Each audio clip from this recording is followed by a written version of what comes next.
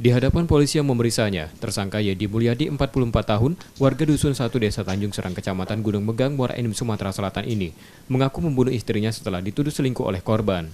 Tersangka tak menyesali perbuatannya yang terbawa emosi, hingga pukulan helm ke arah kepala istrinya membuat ia harus kehilangan ibu dari anak-anaknya untuk selamanya. Sebenarnya tersangka sudah berusaha menyelamatkan korban dengan membawanya ke bidan terdekat, namun luka yang diderita cukup parah membuat nyawa korban tak tertolong. Aku kalau udah mikir ke anak, udah lama aku cerai sama kau. Terus? Dari situ aku emosi, Pak. Terus emosi? Seolah-olah aku ini dimanfaatkan sama dia. Seolah-olah dia terpaksa sayang sama aku.